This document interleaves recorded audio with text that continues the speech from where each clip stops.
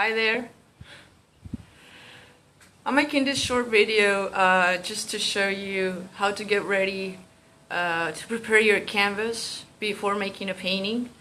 It's very important to prepare your surface before you start to paint, and also make sure that you choose the right quality canvas and the right cradle behind it, okay?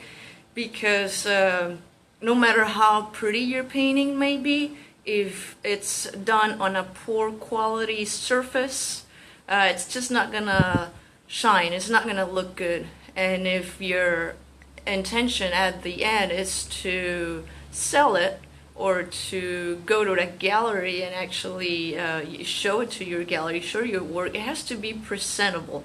And it's not only the quality or the technique or your idea and the painting, it has to do, it counts a lot the surface that you're painting on.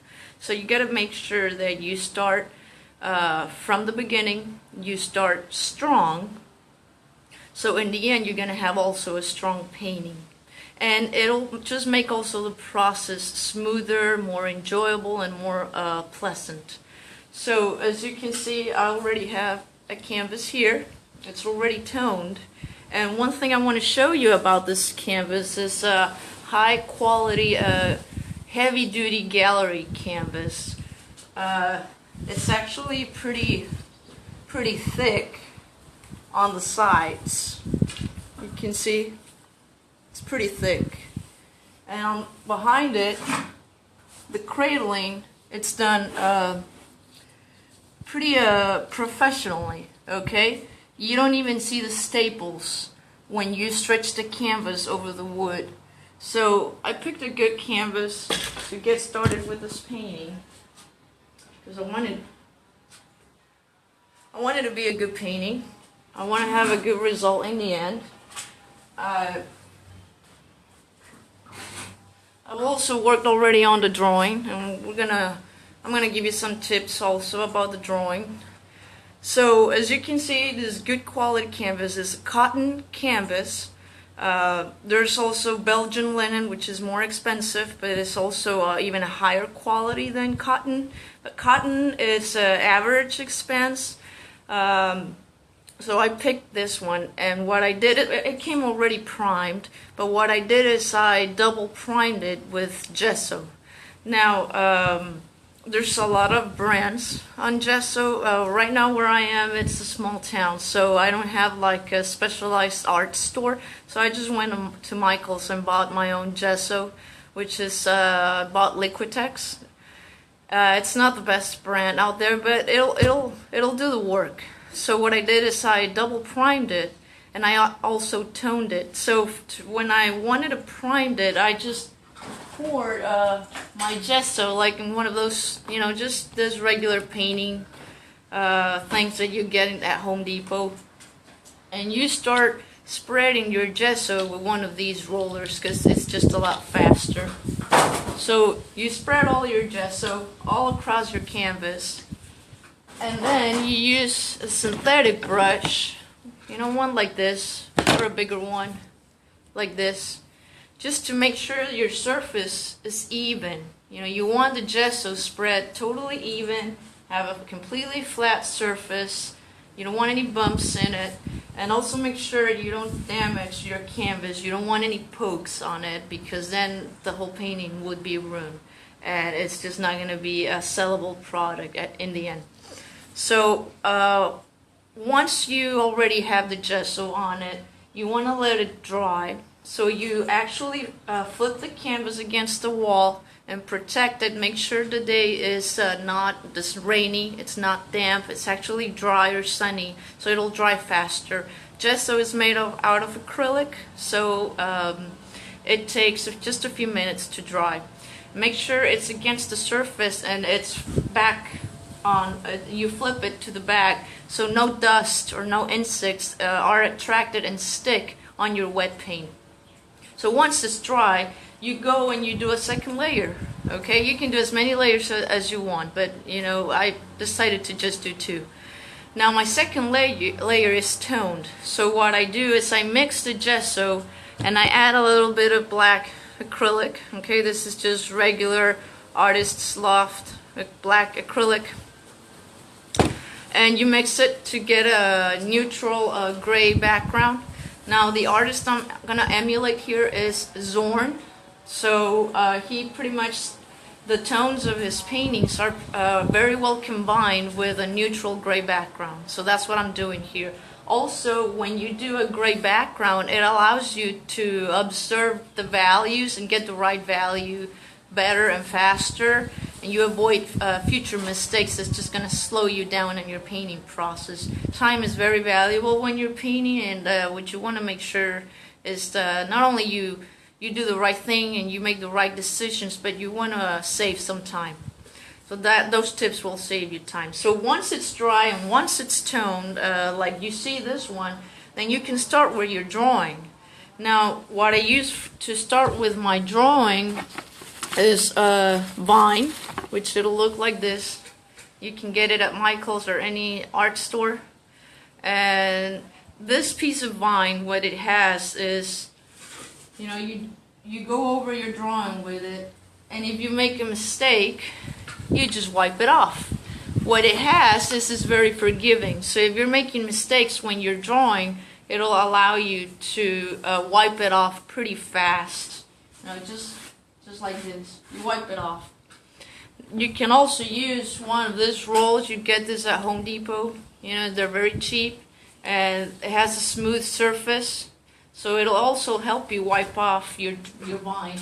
The ideal is to use a chamois. Now mine is right now pretty dirty already, but you get big pieces of chamois also at Home Depot, and then you just can cut them. That's one piece of advice of one of my teachers at Laguna College of Art and Design, which I send them greetings. Miss them. So you wipe off all the vine. You know, once you're sure about your drawing, you wipe off all the vine, and it won't leave dark marks on your canvas.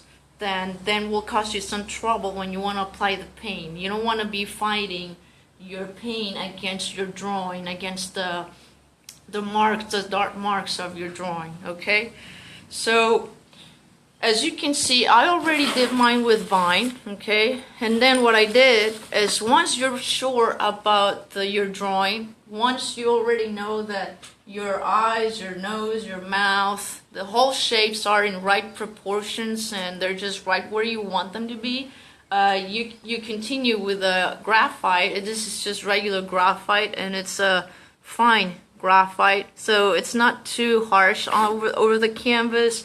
It's not too hard and not too dark also. So you go over and you start drawing over your vine, because you want, this graphite is a lot harder to erase on canvas. So once you're sure about your drawing, you want to mark it with something that is harder to erase. So I already did those two things on this drawing, but I haven't wiped off my graphite, my vine. So that's what I'm going to do right now. I'm going to pull this a little over the camera so you can see it there. I don't know if you can observe. You can observe maybe some of the drawing. So I'm going to start wiping off all the vine, okay? I don't want any vine over there anymore. I'm already sure about my drawing.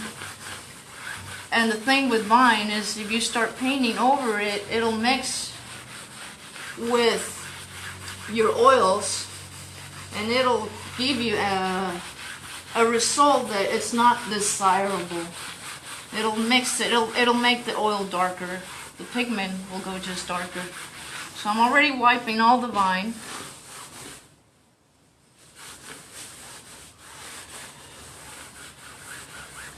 And there's only the graphite behind the vine that's gonna stay on my canvas. So all vine is now gone. Now, maybe it's not too observable.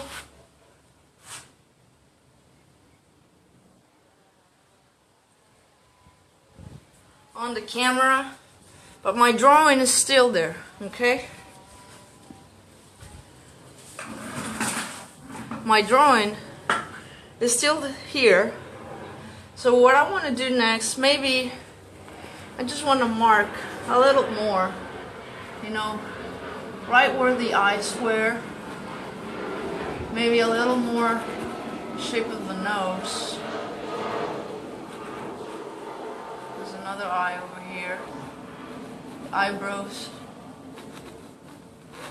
This hat over here. I want to mark the shape a little more. Okay? Just want to make sure I don't lose the drawing. The mouth. Some of the line of the face. Some of the hair right here.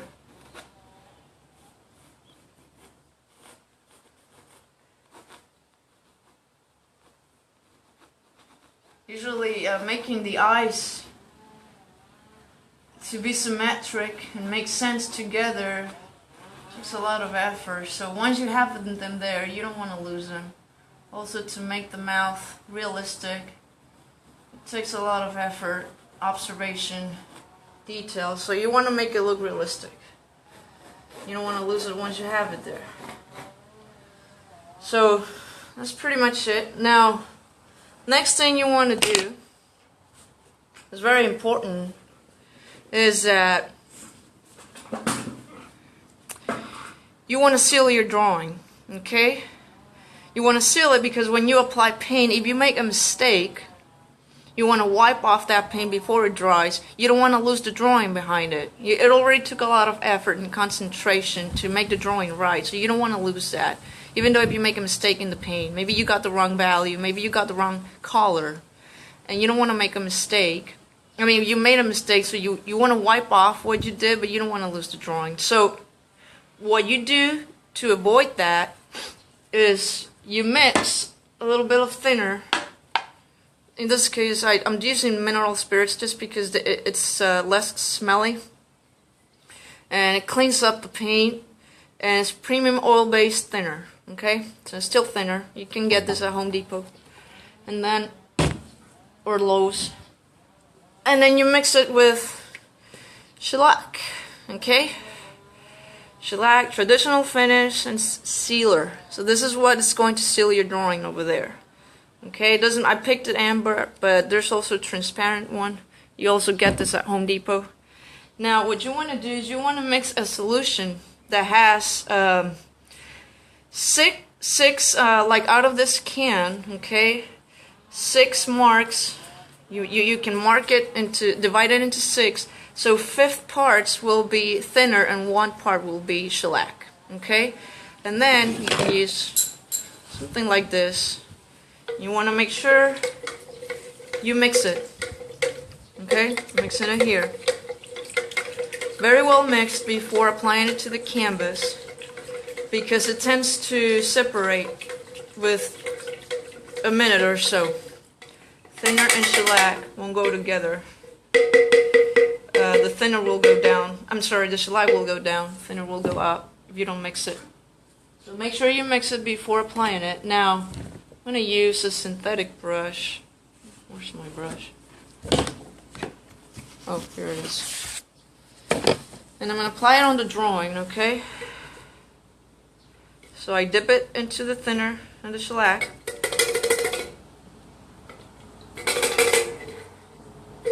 And then you want to spread it evenly on over your surface. Okay? So I'm already applying the solution. This will also make the surface less thirsty, less absorbent when you apply your oil paint, and it'll make the paint flow better with the brush. It'll just make your painting more enjoyable if you have a good surface.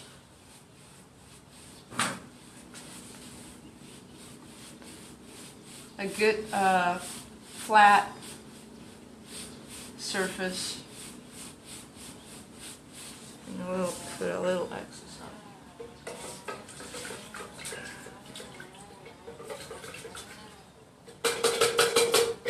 I'm gonna add a little more thinner on it.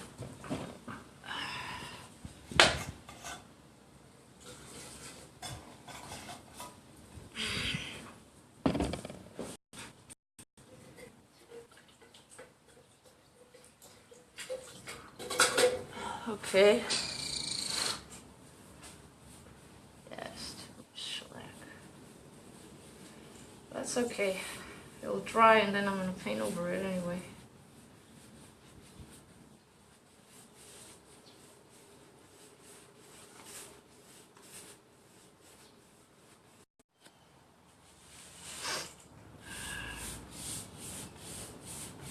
Okay, you cover the whole surface evenly. Now this is a big surface, so just a little longer.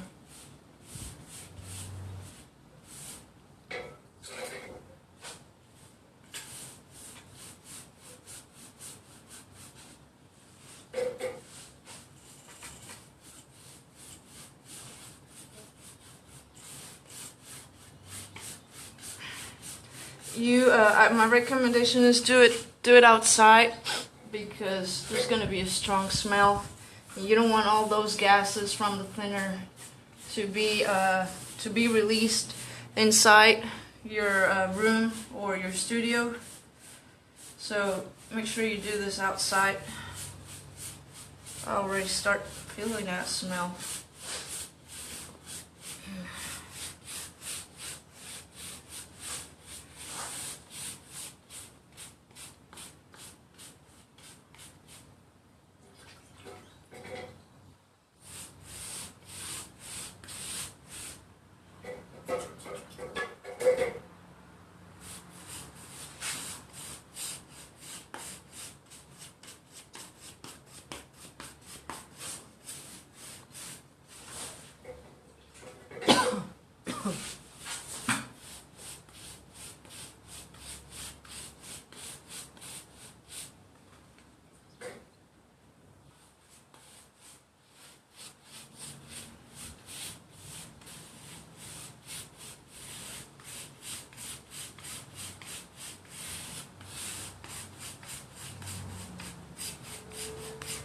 Now, once it's all covered, the idea is to first go like this and then go like this, okay? So you make sure it's evenly covered with shellac and shellac thinner. Now, next thing is you're gonna let it dry, and once it's dry, your drawing is sealed, so you can start painting on it, okay? Second step would be do the underpainting. We can do that in another video.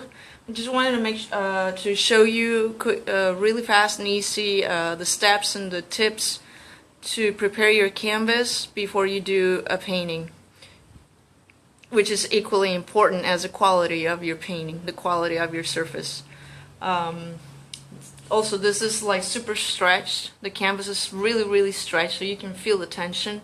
And the cradling behind it, which is you know, the wood, you don't see it. It's not sticking. Okay, it's not being there's no any warps. There's no warps in this canvas.